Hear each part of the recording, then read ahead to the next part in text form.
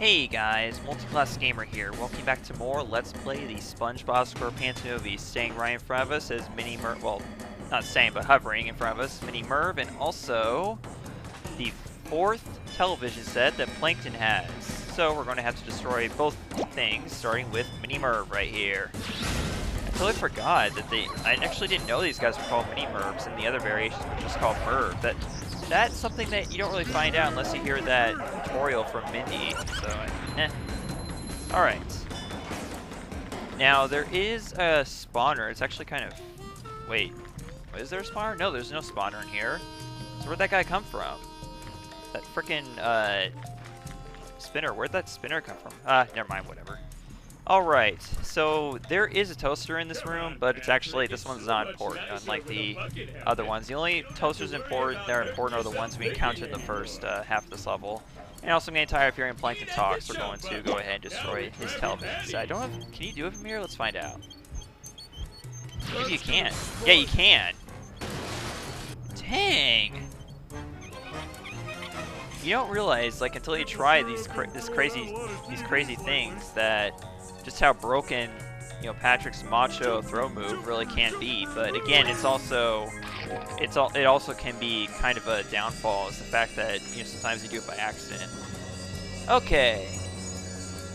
Now we have ourselves a floating block challenge. I believe this is actually the final one in the game. I could be wrong, but I think it is. I can't quite remember if it is or not. But regardless, it's time for us to do it. And actually, yeah, I'm pretty sure this is the final floating block challenge of the game. It's funny too, because we're actually having the second level in a row with one now. All right, here we go. Starting off with some ice blocks, and yeah, basically all the worst things you have encountered in the previous ones and worse. But yes, these are ice blocks. I don't think we've seen these quite yet, but yeah. Basically, it's pretty much what you expect. When you're walking on them, you have ice physics to deal with. Other than that, they're about the same as any other block. Okay. Plus, they do again. They can have spikes on them, so that can also be a big problem. Okay. So there's the first bit of the floating block challenge done. Now let's move on here. Okay. All right. Now, I don't think this one is much worse than the one in Now That We're Men, but it's still pretty challenging. And just like usual, as I've mentioned before, there is a treasure chest in this floating block challenge, just like there always is in any floating block challenge. So keep that in mind. This is one of your 4 treasure chests in Shell City Dead Ahead. Also, this little bit right here reminds me of the beginning of the Super Mario Sunshine secret level in the Yoshi Go Round mission. So, fun facts there about myself in this game. There's a lot of things I haven't talked about yet, actually. I haven't really shared my experience of how I got this game. Like, I never shared how I remember getting this game. And actually, the funny thing is, I remember actually getting this game the same day the movie came out in theaters. I remember, I actually remember picking up this game with my mom in Target the day this movie came out. It was 2004, and I just remember, like, I can't remember if I got this before or after I saw the movie in theaters, but I remember seeing the movie in theaters around the time I got this movie, so yeah, just a fun little fact there. That's pretty much how my experience, that's pretty much how I got this game. And there we go, there's a treasure chest of the challenge, so we just need to make it to the end here, although I'm not quite sure. I think even just one death might just be enough to, you know, might be just enough lost time to the point where you cannot get this, but I don't know, we'll see. Again, I think that's actually this is the first appearance of spikes on the springboard platforms and the, oh god. Oh jeez, how did I avoid touching the spikes there? Jeez, okay. Apparently that's possible. It's not possible though as me getting this on, yep, there we go, we lost it. We officially lost it, but even now, I don't think I would have made it because we had like 3 seconds left, and we still do. Okay, so yeah, we got to die again, just for the heck of it. Thanks a lot, game, for torturing me like that. Whatever, we'll get it, it's not that bad. You just can't die once, period, I guess, but yeah. Because the time is actually kind of This time might seem a little unfair, you know, 2.5 minutes to get through all this, but it's not that bad as long as you don't die once. But yeah, then that can be an issue. Okay. I almost did not make that jump there. That was pretty bad. I guess maybe if you had like one death early on level, you might still make it. But other than that, there's not really much time to mess around here. You really gotta stay on your toes and just get through this in order to make it to the end. But yeah, again, the spikes I think are honestly the biggest issue with some of these blocks. Okay, so here we are. We're doing well so far, but I don't want to jinx myself here. Okay, here's this bit right here. That reminds me again of Super Mario Sunshine for some reason. There's a lot of these like challenges like this that remind me of Super Mario Sunshine because a lot of them are just like that, honestly. They're just like those, you know, secret floodless levels in Super Mario Sunshine. Because that's just the way I am, okay? I'm both a Nintendo and a SpongeBob fan, so there will be references between, you know, between the two. Especially considering that the console that I have this game on. This game and Battle for Keep Bombing, Creature from the Krusty Krab, and Revenge of the Flying Dutchman. Geez, like that's pretty much all the, well, not all, but a lot of the console SpongeBob games right there. That's pretty much the big four that I played growing up. Okay. We are almost there, and we still have a minute left. I think we pretty much got this at this point. Oh, God. Way too close to a call there with that springboard block there. Oh, God. Oh, man. Okay, I took damage there, but I still might make it. Still might make it, but just barely if I do. Okay, we did it. Not too bad. Not too bad at all, actually. I've had worse runs of this block challenge. Alright. That's a nice shot, Patrick there, right 10 off there, jeez. Okay, 39 Goofy Goober tokens. That means we've only got 29 left in the entire game. Wow. And again, we were at 50% completion by the end of Now That We're Men, so we're pretty much, yeah, we're more than halfway through the game at this point. But in case anyone was wondering, the halfway point of this game is the end of Now That We're Men, if you're going for 100%, that is. Now, before you destroy this awesome formation of steel safes, what you want to do is actually go on top of them, because there is a treasure chest up here. This is one of your treasure chests. And now you can destroy the formation. Okay, so yes, apparently you can get all but all but one of the treasure chests in this level on the initial run, but the last one you cannot get for a little bit. Oh, speaking of safes, look, it's a giant safe over there. Anyways, I believe there is actually a way to see the inside of that safe, because it is actually broken open, but there is a way to see inside of it. At least I think there is. I think I've seen it inside of it before. And there's a way you can do that later on in the game. When you come back, that is. For now, we got a flinger, we got a mini Merv, and we have this spinner here. So the only way to deal with these enemies, mainly this, okay, I'm gonna get you out of the way because I'm very irritating. There we go. Get these out of the way.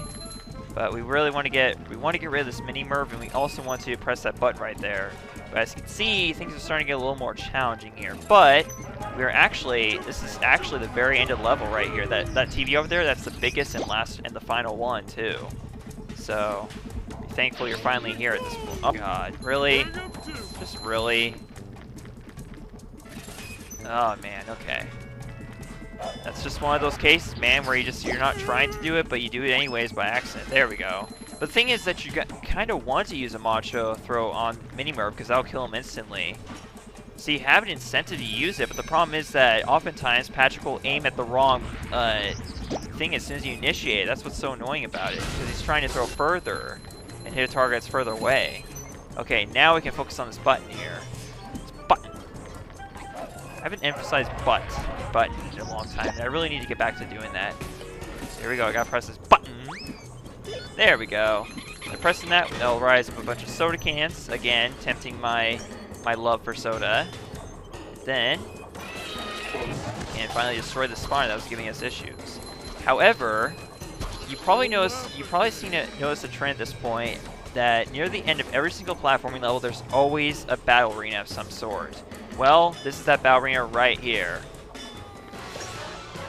What we have to do is we have to press both buttons on either side of this arena where the spawners are. But what you want to do, what you do not want to do before pressing any of the buttons actually is destroy spawners. The spawners. You don't want to destroy the spawners right off the bat, that is. Or at least, you at least want to leave one of them, because if you don't do that, then you will not be able to destroy the enemies. Like, you won't be able to destroy these mini-mercs. You have to destroy these mini-mercs in order to access the, oh. I just died. Yay. But yeah, you cannot access the buttons because they're blocked by mini-mercs. So you have to destroy the mini-mercs first, and you can't destroy them if you destroy the spawners first. So you have to destroy everything before, except the spawners first. See if I can destroy, oh, yes, we can destroy both the mini-merc and the spawner at the same time. Okay, that works. That's honestly the best case scenario right there. Okay, so there's one of the buttons. We still got one more mini-merc to deal with here in spawners. So we're going to grab this fogger and hopefully get mini-merc. Yes! Okay. But we're still not quite done yet here. We still got one more. Still got a lot of enemies here to deal with. I'm just going to go ahead and jump over to the spawner though and destroy it. And then press this button. And thanks to the cutscene, we don't take. Oh, wait, no! For some reason, I thought there was a cutscene there, but no, there isn't. Okay. Yeah, by pressing that second button, you will summon more soda cans that will allow you to access the final part of this area. You'll be able to access the TV, actually, the final TV at the level. Okay, and that will kill off that flinger there. And now, here it is, our last television set, and also again the biggest one. So, what you have to do is, you have to grab a throw fruit, and you have to bounce along these springboards while avoiding those propellers, and while the throw fruit is still active, destroy the television set. This one, I do not think you can actually use a macho throw to bypass, but let's see. If I can do it. Nope, not quite.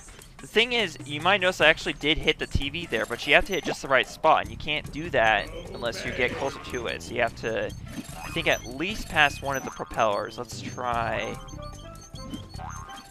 Wait, okay, let's do it now. Yes, we did. Right in Plankton's eye.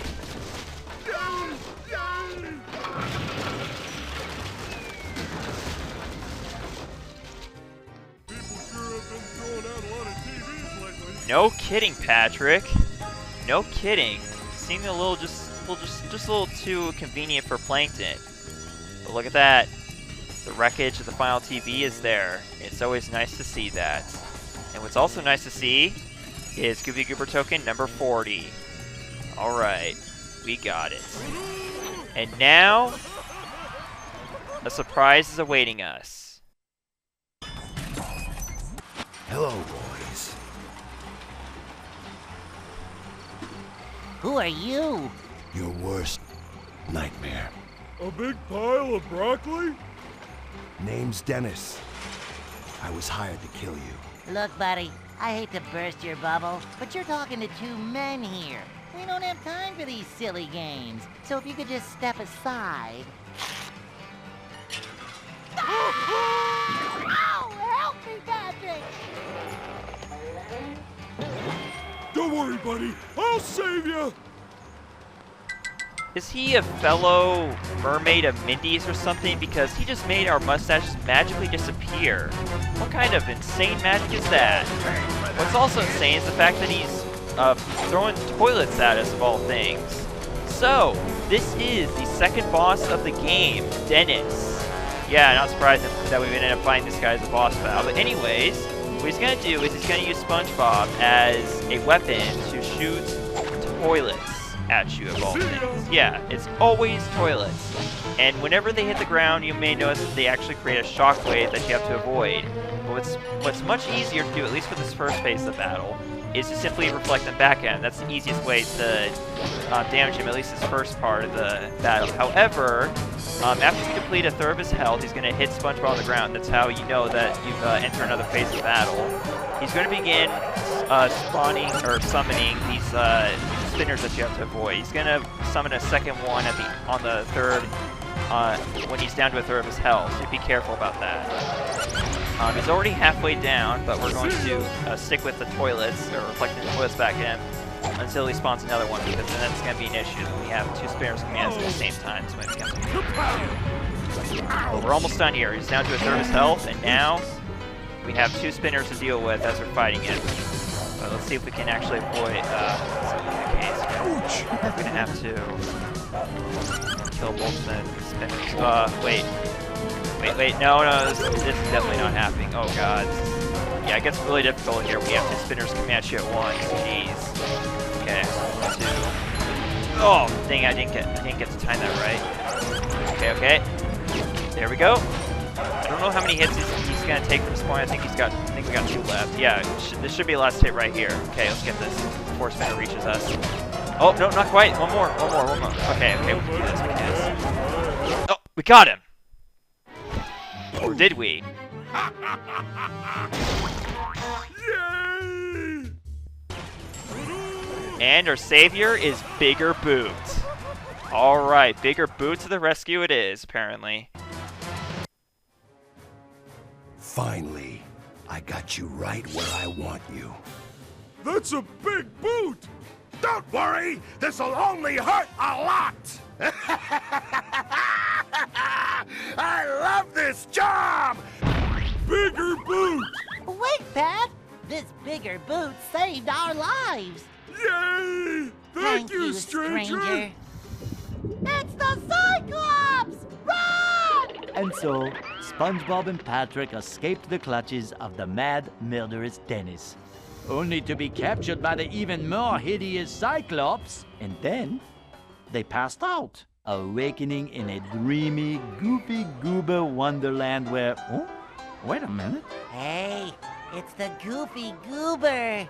Patrick, there's the Goofy Goober himself! Oh boy! As I was saying, SpongeBob and Patrick continued on, allowing nothing to distract them. Goofy, yeah! It's just a dream. Don't waste your time. Go ahead.